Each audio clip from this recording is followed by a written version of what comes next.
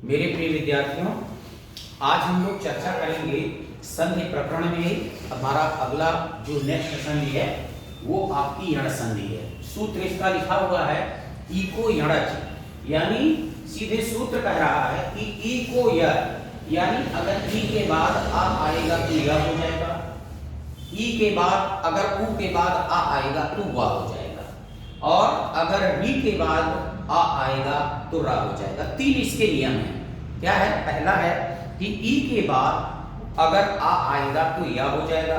दूसरा नियम कहता है उ के बाद आ आएगा तो वा हो जाएगा, और तीसरा नियम कहता है कि री के बाद अगर आ आएगा तो रा हो जाएगा। ठीक, यही तीन नियम हैं। इन्हीं तीन को अगर आप ध्यान में रखोगे तो कभी भी आपकी यण संधि जो है वो गलत नहीं होगी।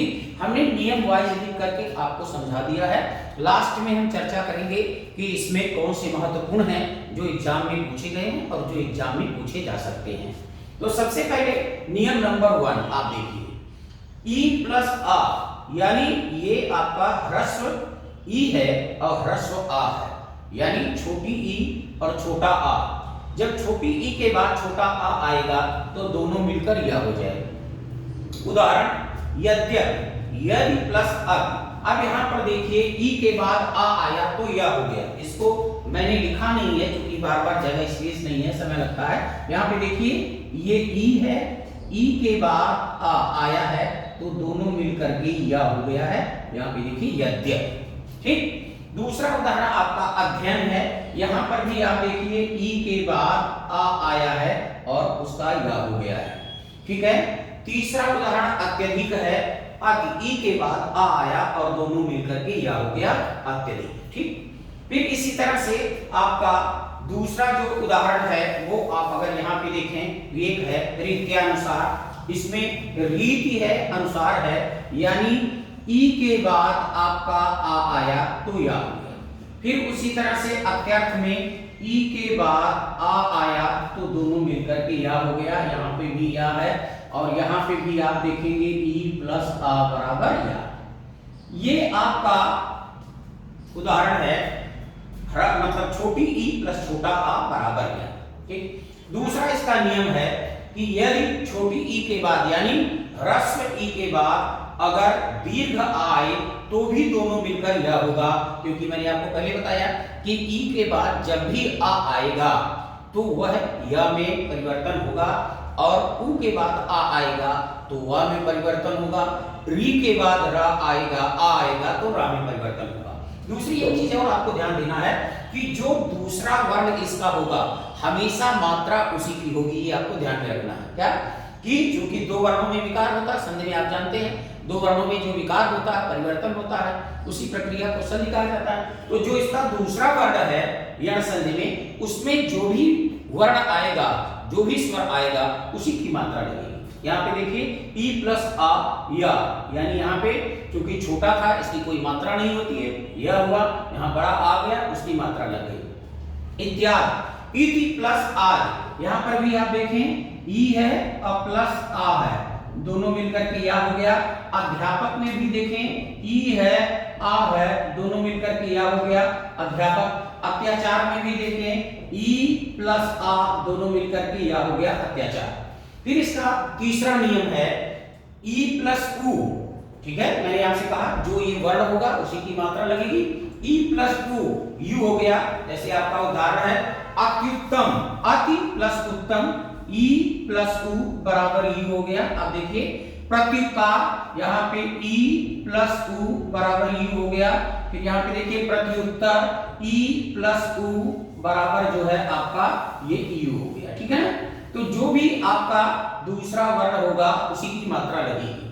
फिर इसका नियम चौथा है ई प्लस आपका दीर्घ उ, यानी ये आपका ह्रस्व ई के बाद अगर दीर्घ उ आएगा तो दोनों मिलकर ई हो जाएगा।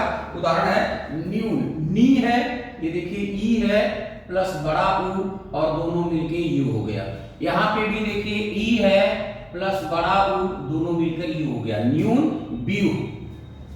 फिर इसका नियम नंबर 5 है कि ए के बी के बाद अगर ए आएगा तो ए हो जाएगा, यानी हमने बताया था इसी की मात्रा लगेगी, यहाँ पे ए की मात्रा लग गई। जैसे आपका प्रत्येक, यहाँ पे ई प्लस ए बराबर आपका ए हो गया, ये ए की मात्रा हो गई यहाँ पे सर, ई प्लस ए बराबर ए हो गया। अध्येषणा में देखिए अधि ई प्लस ए और बराबर ये आपका ए हो गया, ठीक है। अधिक एषणा, जानने की, एषणा का मतलब इच्छा होता है, अधिक जानने की इच्छा। फिर आपका है नियम नंबर 6, ये बड़ी ई के बाद अगर बड़ा आ आएगा तो भी या हो जाएगा। उदाहरण आप देखिए, सख्यागमन, यहाँ पे सखी हो जाएगा और प्लस आगमन दोनों मिलके हो गया या, सख्यागमन। देव्यागमन, यहाँ पे बड़ी ई प्लस बड़ा आ बराबर या हो गया, देव्यागमन। यहाँ पे देखिए या है, देवी प्लस आगमन। फिर इसके बाद नियम नंबर 7 कहता है कि छोटा ऊ प्लस छोटा आ बराबर वा, ये वा का उदाहरण है। ये यहां तक अगर आपने देखा होगा, जो यहां से नियम आपका ये चला है, ये आपका जो उदाहरण है वो आपका आ या के, इसके बाद जो है आपका है ए के बाद जो है प्लस, आप अगर देखेंगे तो यहाँ पे जो आपका है ऊ भी आया है, यानी ये उदाहरण आप इसमें देख लेंगे तो आ के बाद जो है प्लस, अगर आपका सही, ये आपका उदाहरण है कि ई, ठीक है, या ई, इसके बाद जो है आपका आ या आ आया है, तो दोनों मिलकर के ये आपका या अब या हो गया, ठीक है। अब इसके बाद दूसरा जो इसका उदाहरण है आप यहाँ पे देखेंगे तो ये आपका उदाहरण जो है ये यहाँ तक आप चर्चा करेंगे, तो ये आपका है, ये आपका उदाहरण है जिसमें आपका आता है क्या है, ये ऊ या ऊ प्लस आ या आ बराबर वा, इसका उदाहरण है। यहाँ पे जब आप आएंगे तो यहाँ से जो ये आपके उदाहरण है उसमें क्या है, री और प्लस आ या आ बराबर रा, और ई आएगा तो ई, जैसा कि आप देख रहे हो उसमें लिखा है। तो यहाँ पे जो आपका ये नियम कहता है दूसरा कि ऊ के बाद अगर आ या आ आएगा तो वह में परिवर्तन हो जाएगा। उसका उदाहरण आप देख लीजिए, यहाँ पे ऊ प्लस आ बराबर हुआ, जैसे स्वच्छ, सु प्लस अक्ष, यहाँ पे आप देखिए ऊ हो गया, ये आपका ऊ है प्लस आ बराबर हुआ हो गया। अन्वय में भी आप देखिए यहाँ पे ऊ और प्लस आ जो है ये वा हो गया, ठीक है, अन्वय स्वच्छ। फिर ये आपका नियम नंबर 8 है, ये छोटा ऊ और बड़ा आ बराबर हुआ, यहाँ पे देखिए मध्वालय हो गया, मधु प्लस आलय, ये आपका छोटा ऊ प्लस बड़ा आ, यहाँ पे अगर चर्चा करेंगे तो ये हो जाएगा वा। यहाँ पे स्वागत है, ये छोटा ऊ प्लस आ बराबर वा, स्वागत हो गया। फिर इसका नियम कहता है कि बड़ा ऊ के बाद अगर बड़ा आ आएगा तो भी वा हो जाएगा। भवानी, यहाँ पे भू है प्लस आदि है, यहाँ पे देखिए बड़ा ऊ प्लस बड़ा आ बराबर वा हो गया, भवान। यहाँ पे बद्धागमन, ये आपका बड़ा ऊ प्लस बड़ा आ बराबर वा, बद्धागमन, ये इसका उदाहरण है। फिर आपका तीसरा जो है री के बाद आ आएगा तो रा हो जाएगा, ये आप देख लीजिए, जैसे री प्लस छोटा आ बराबर रा। पितृनु क्या है, पितृनुमति, पितृनुमति, यहाँ पे देखिए पितृ प्लस अनुमति हो जाएगा, री है ये आपका क्या है, री प्लस आ, ठीक है ना, बराबर ये आपका रा हो गया। पितृनुमति, ये मातृनुमति है, यहाँ पे भी आपका री ये हो गया और प्लस आ हो गया, तो दोनों मिलकर रा हो गया, ये उदाहरण है। पितृनुमति, मातृनुमति, मातृअनुमति, पितृअनुमति। फिर दूसरा इसका उदाहरण है, री प्लस ई हो जब मिल जाता है तो री हो जाता है, मातृइच्छा पितृइच्छा, मातृ प्लस इच्छा पितृ प्लस इच्छा। यहाँ पे फिर इसका लास्ट है री प्लस आ बराबर रा, मात्राज्ञा पित्राज्ञा, मातृ प्लस आज्ञा पितृ प्लस आज्ञा। यही इसके उदाहरण हैं और इनमें से 100% है कि कोई भी एग्जाम अगर आप देने जाओगे तो उस एग्जाम में आपको इसमें से क्वेश्चन मिलेंगे। और आप अगर अनसॉल्व पेपर वगैरह करेंगे, विगत वर्षों का भी किए होंगे या करेंगे, तो निश्चित है कि इनमें से आपको उदाहरण मिलेंगे। अब जहां तक बात आई पूछने वाली की क्या पूछा जाता है, तो एक तो आप ये देखिए यद्यपि पूछा जाता है, ठीक है, अध्ययन पूछा जाता है, अत्यधिक पूछा जाता है। फिर इसमें रीत्यानुसार ये भी क्वेश्चन पूछा गया है कई बार, ठीक है। फिर जो आपका दूसरा है, इसमें इत्यादि भी पूछा जाता है, अध्यापक पूछा जाता है, अत्याचार भी पूछा जाता है। फिर उसके बाद जब आप आएंगे इसमें तो अत्युत्तम भी पूछा जाता है और प्रत्युपकार भी पूछा जाता है। फिर इसके बाद जब इसमें आएंगे तो ये दोनों बहुत ही इंपॉर्टेंट है, न्यून भी पूछा गया है और व्यू भी पूछा गया है, ये सबसे इंपॉर्टेंट है। फिर इसमें जब आप आएंगे तो प्रत्येक बहुत इंपॉर्टेंट है, ये पूछा गया है। इसमें अगर आप आएंगे तो देव्यागमन, ये क्वेश्चन पूछा गया है, ये आया है, ये बहुत इंपॉर्टेंट है। इसमें अगर आप आएंगे तो ये आपके दोनों ही इंपॉर्टेंट है, स्वच्छ भी इंपॉर्टेंट है, अन्वय भी इंपॉर्टेंट है। और आप अगर सॉल्व पेपर कर रहे होंगे तो उसमें आपको मिलेंगे भी।